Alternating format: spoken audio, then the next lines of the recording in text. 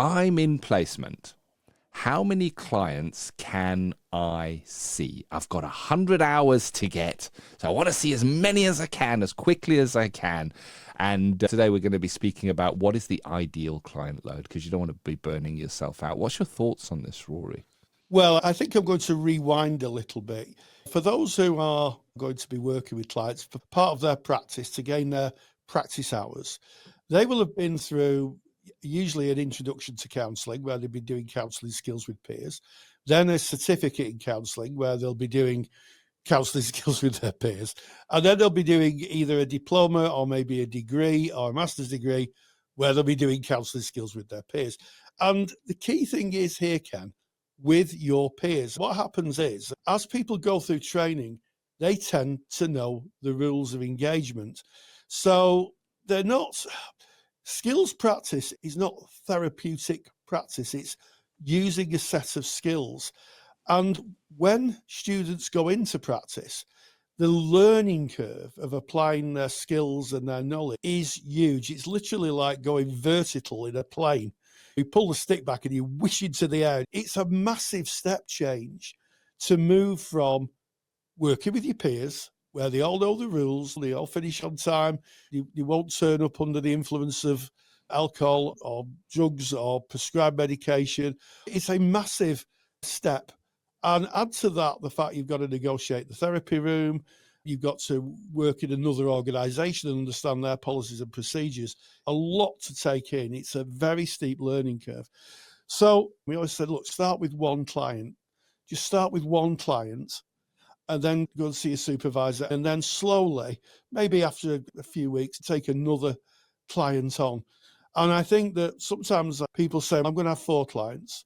There is some challenges with that. The first thing is, if you have 4 clients in your diary as a student, you've never counselled before, and you have a very bad experience with your first client, you then got to go and see 3 others.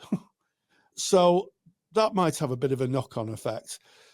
So my advice is, or my observation, I don't give advice, my observation is start off with one client, then go to your supervisor, book a supervision very close after you see your first client, then talk it through and then build yourself up.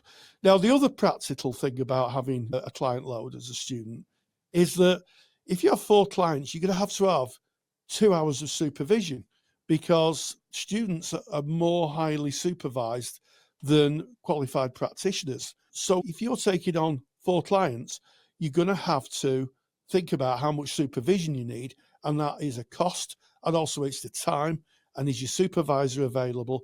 So I think slowly is the way to go. And I will acknowledge, because there'll be a lot of students listening to this, who'll say, well, that's all right for you, Rory, but we've got to get 100 hours in, and we've got to get it in within 2 years. And I will say to those people who are saying that, it was the same for me. It was the same for Ken. It's the same for any student. We're all under the same parameters.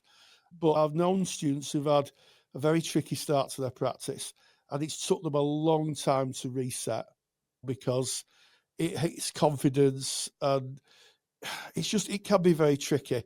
So I don't know what tutors are saying nowadays, but I suspect there'll be a lot of tutors furiously nodding their heads and agreeing with us, Ken, that just starting off easily and then working your way into practice is probably the best way to go. Yeah, it's interesting because often it's about revisiting the question. If you're a student and you're about to go into placement, if you're asking yourself, how many clients am I going to have? It's really about how is it going to be seeing real clients? It's a different question.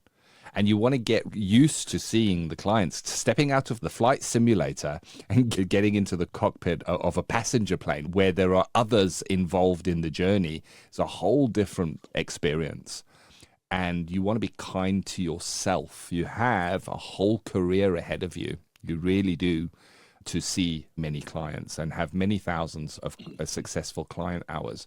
But those early steps, just be kind to yourself.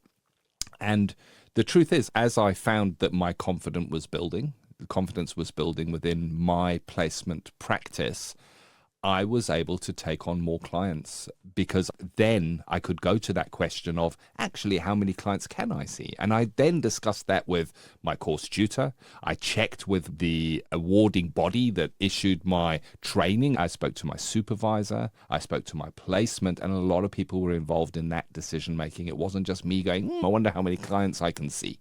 I listened to the good advice from others, which hopefully you're hearing now from Rory, and my ramblings as well.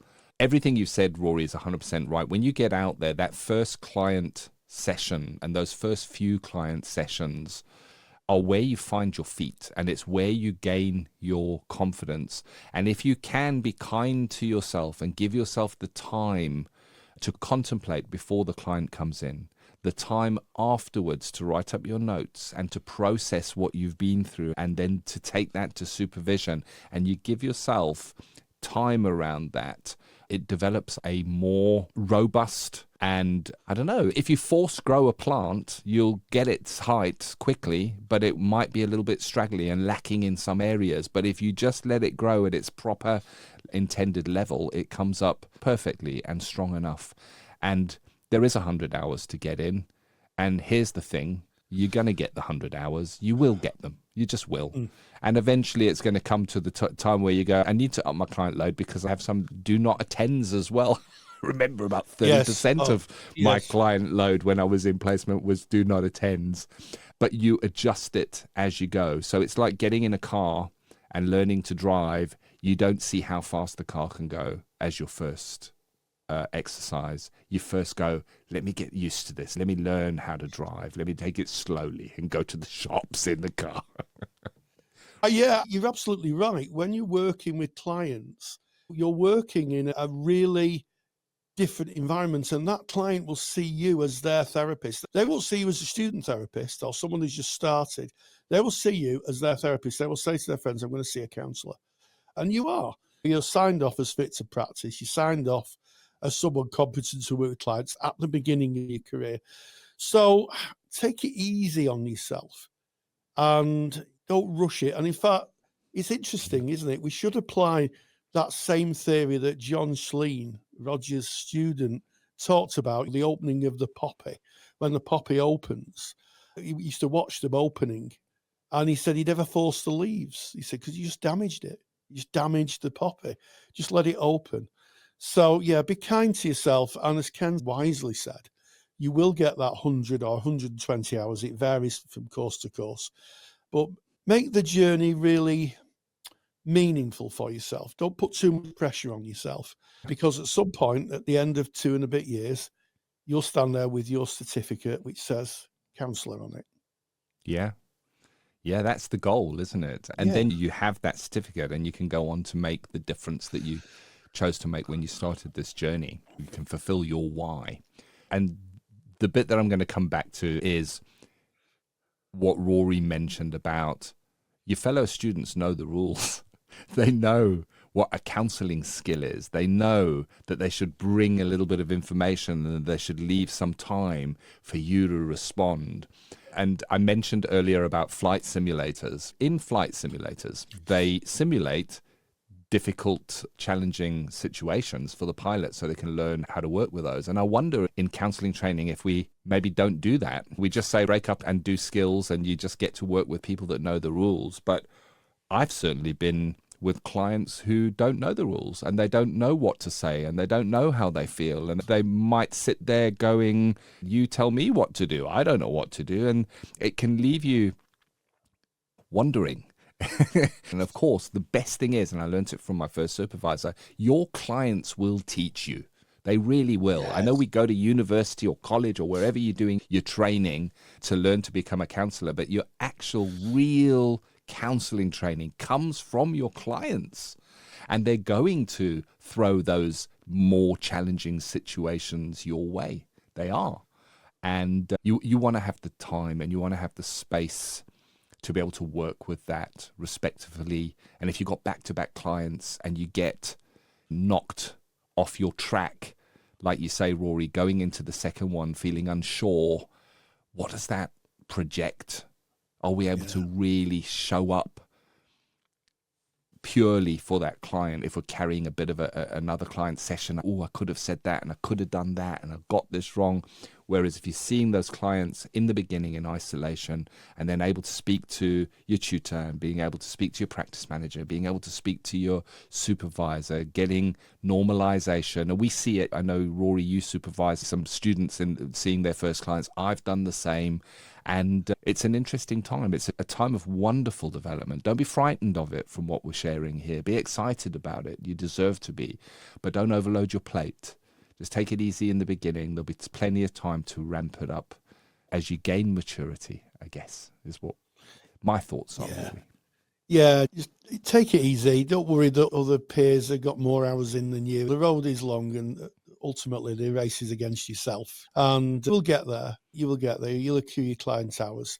The more positive the journey, the better. I think that early formation of a student therapist skill set, that forming of becoming a therapist, is very important.